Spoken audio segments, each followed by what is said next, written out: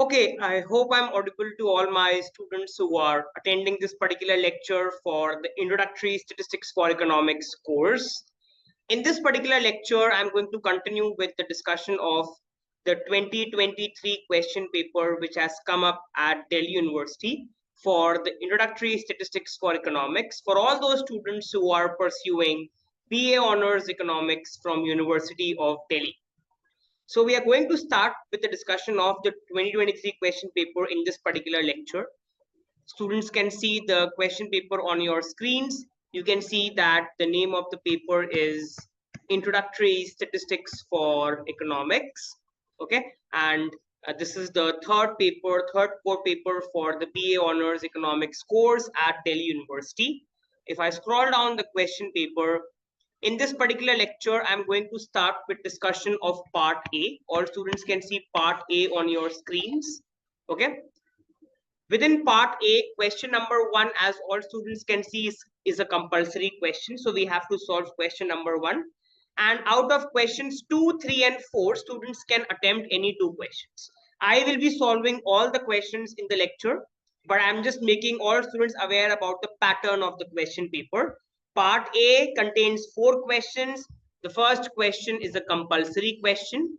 So all students have to attempt this question. Out of questions 2, 3, and 4, any 2 questions have to be attempted. Okay, so in this particular lecture, I'm going to solve question number 1. So all students can see question number 1 on your screens. We're going to solve this particular problem in this particular lecture. So let's quickly start with this particular lecture. Question number 1, as all students can see, further has 2 parts, part A and part B. And within part A, we further have 3 subparts. Within part B, we further have 3 subparts.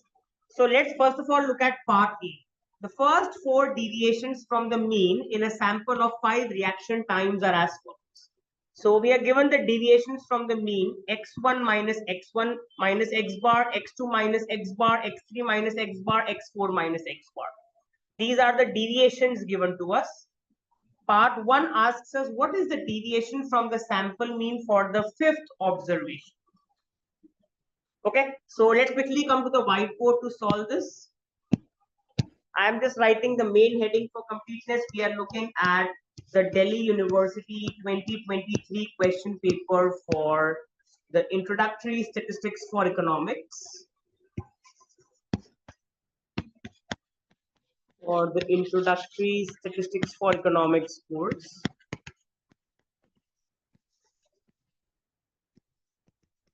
For all those students who are pursuing economics honors from University of Delhi. We are solving question number 1. Okay. Within this part A, I am quickly writing what is given to us. We are given the deviations from the mean as follows. X1 minus x bar is 0.3. X2 minus x bar is 0.9. X3 minus x bar is 1. X4 minus x bar is 1.3. Okay, these are the deviations from the mean given to us. Okay, and I need to find x5 minus x bar. So recall from my lectures on descriptive statistics, I have done this in my lectures on descriptive statistics.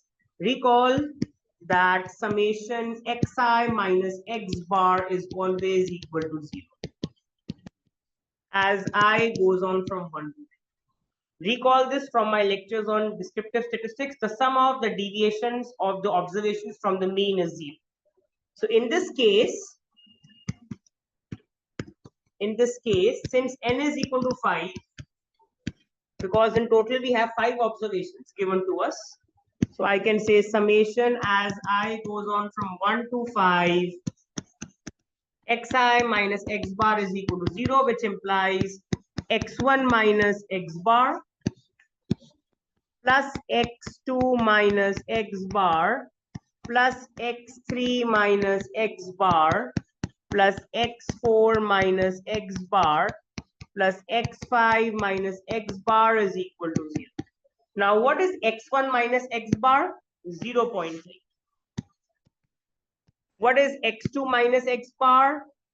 0.9. What is x3 minus x bar? 1. What is x4 minus x bar? 1.3. Plus x5 minus x bar is equal to 0. Now, if I add up all these observations, 0.3 plus 0.9 plus 1 plus 1.3 comes out as 3.5 plus x5 minus x bar is equal to 0. So this implies x5 minus x bar comes out as negative 3.5. This is the answer for question 1, part A, part 1. x5 minus x bar comes out as negative 3.5. Students can cross-check this using your simple calculators. Remember, the simple calculators are allowed in your course. Okay, let's see what the next part is asking us. So coming back to the question paper, calculate the sample standard deviation. And if each observation is multiplied by 2, what is the new variance? So first of all, let's find the sample standard deviation. So I can write here that my x5 minus x bar has finally come out as how much? x5 minus x bar is negative 3.5. So now I can erase all this. And let's work out part 2.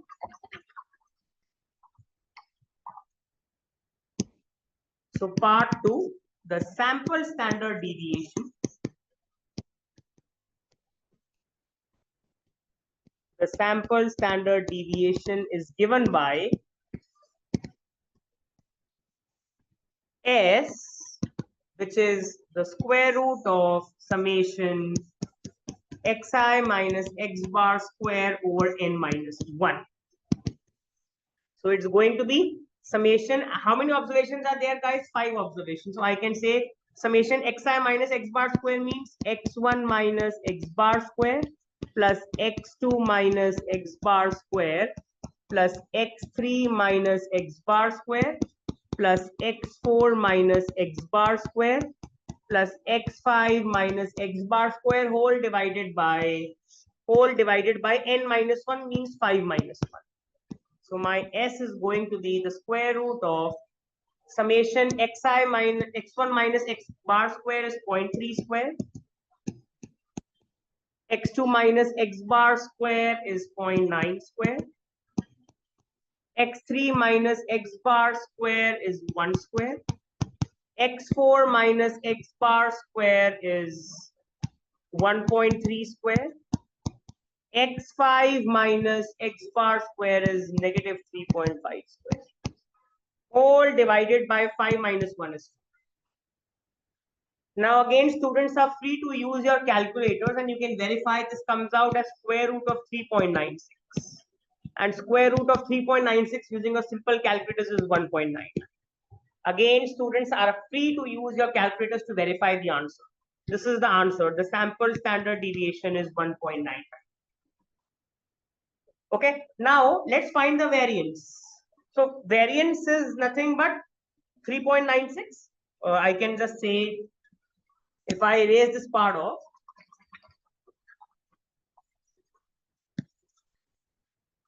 so my standard deviation from the observations comes out as 1.99. So variance will be 1.99 square. Remember, the square of standard deviation gives us the variance, which is nothing but 3.96. Now, if I double up all the observations, let's come back to the question paper and let's read that question again. If each observation is multiplied by 2, that means instead of x, I have 2x, where x is a random variable. We need to find the new variance. So now variance from 2x. What will variance from 2x be? Remember, I had x, I multiplied by 2. So now I have 2x. Variance from 2x is going to be 4 times variance of x. Recall, I'm writing it here. Variance from ax is a square times variance of x. So variance from 2x is 2 square, which is 4 times variance of x. How much is variance of x? 3.96. 4 times 3.96 is 15.84. I'm writing it here. If variance of ax is a square variance of x and variance of 2x, if I multiply every observation by 2, variance of 2x is going to be 2 square times variance of x, which is 4 times variance of x. So this is my answer for variance of 2x. So with this, we are done with part 2. Now let's come to part 3. Coming back to the question paper. What is the degrees of freedom from the sample standard deviation and why is it not equal to the number of observations in the sample? Now, this is something which students can find in my lecture notes on descriptive statistics. I have clearly explained why the degrees of freedom for the standard deviation is not n but n minus 1. Let me quickly come back and write the explanation again. So for question 1, part A, part 3, I can write that the degrees of freedom,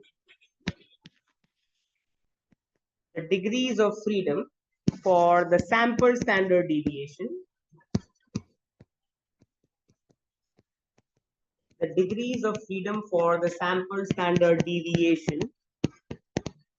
is n minus 1 and not n.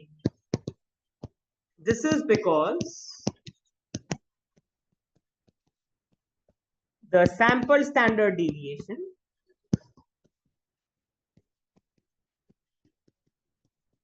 or I can also write sample variance or sample variance is based on n observations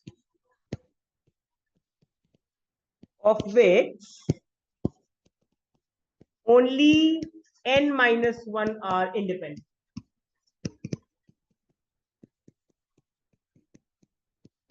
That is, we know that summation xi minus x bar as I goes on from 1 to n is 0, right?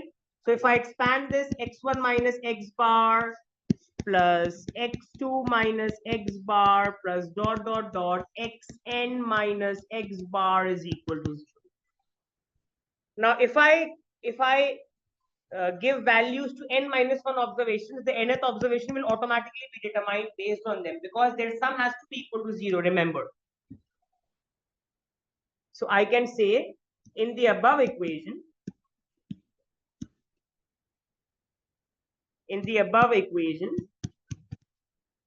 we can specify the values of n minus 1 observations and the remaining observation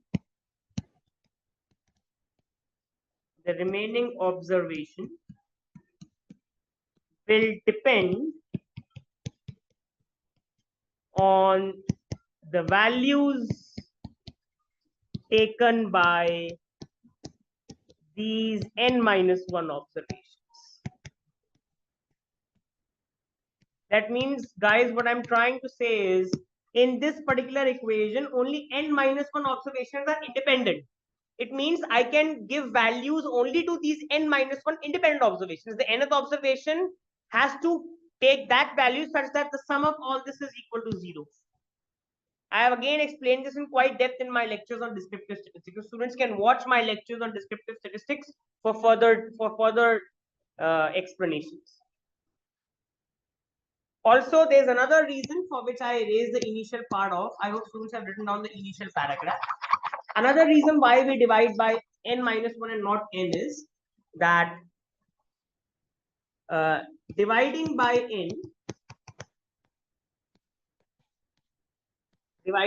n underestimates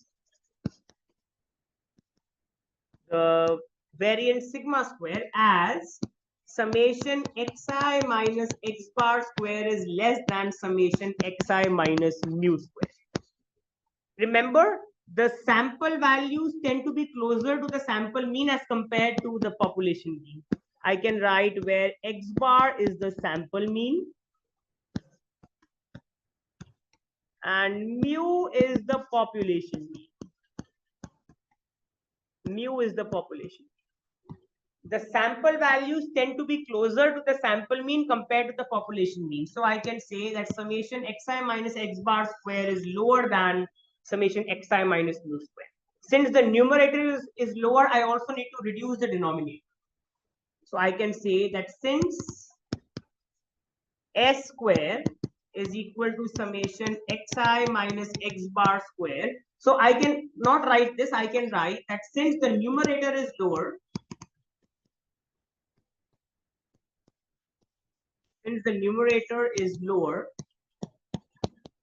we also reduce the denominator.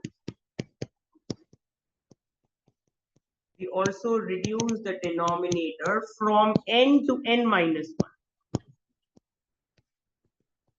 to correct for this. This is another reason why the degrees of freedom for the sample standard deviation or the sample variance is n minus 1 and not n. Because the sample values tend to be closer to the sample mean compared to the population mean. So since my numerator has fallen, I also reduce the denominator from n to n minus 1 to correct for this adjustment. Okay, so with this, we are done with question 1 part A. If I come back to the question paper now, let's look at part B. Consider the following data and answer the question. So we are given the class interval, we are given the relative frequency. Identify the class interval in which the sample median would lie. So we need to find out in which class interval the sample median is going to lie. Okay, we don't need to find the median. No one is asking us to find the median. We only need to find the class interval in which the median will lie. So I repeat, students, no one is asking us to find the median. We are asked to find the class interval in which the median will lie. So if I quickly come to the whiteboard, let me write this table again. Question 1 part B, we are given the class interval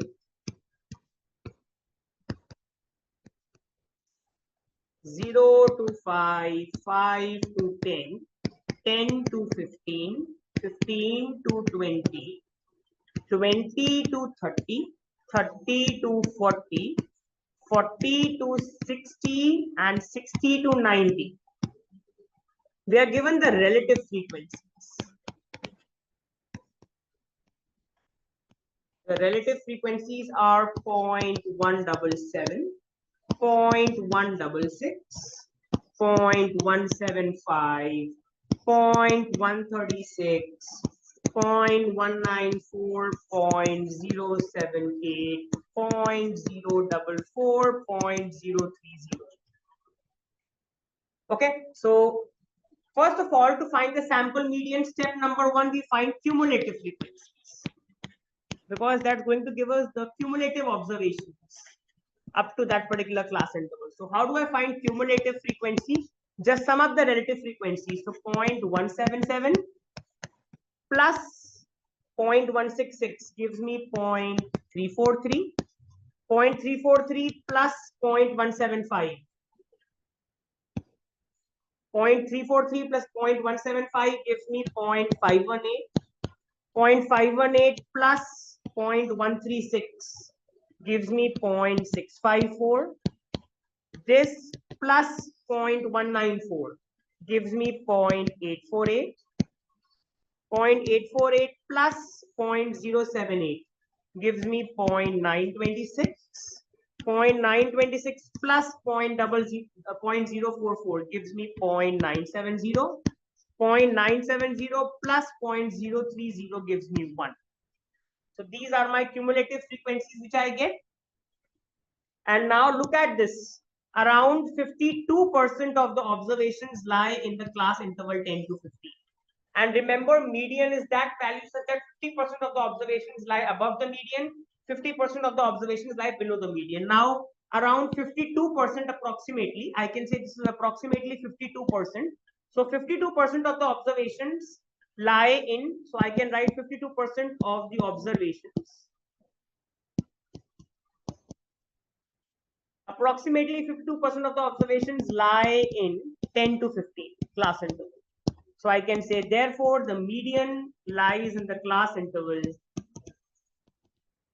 The median, this is part 1, median lies in the class interval 10 to 50. Our median lies in the class interval 10 to 50. So hoping students have understood this. Okay, remember median is that value such that 50% of the observations I can write. Recall, median is that value such that 50% of the observations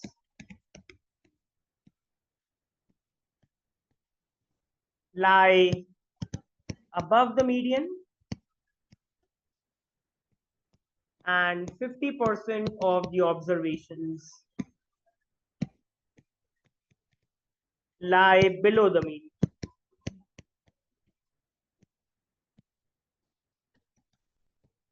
So you can see approximately 52% of the observations lie within this class interval. That means my median is also supposed to lie in the interval 10 to 50. So hoping all students have understood this. Let's look at the next part. Coming back to the question paper, calculate the density for each class interval. Now we know from the lectures on descriptive statistics, how do we find the density? So if I recall the formula, density is equal to the relative frequency. This is RF, relative frequency divided by the class width. This is how we find the density. Okay, so my relative frequency is 0.177 divided by my class width is 5 minus 0, which is 5. This gives me 0.035. Similarly, 0.166 divided by the class width is 10 minus 5, 5. Comes out as 0.0332. Similarly, relative frequency is 0.175 divided by the class width is 15 minus 10, which is 5. Comes out as 0.035. Similarly, 0.136 divided by 20 minus 15, 5. Comes out as 0.0272.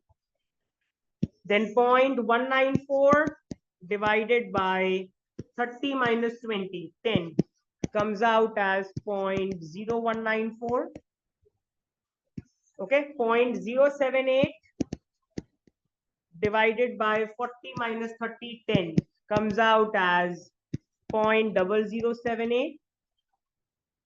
Then 0.044 divided by 60 minus 40, 20. That's the class width.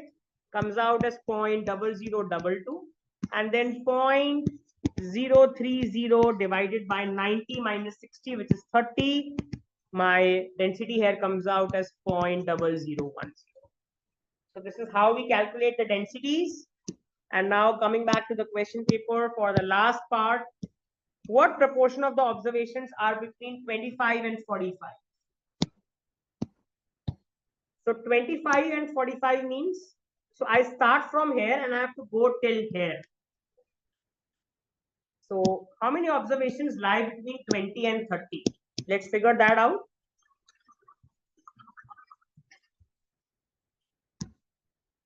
So I can say that between 20 and 30,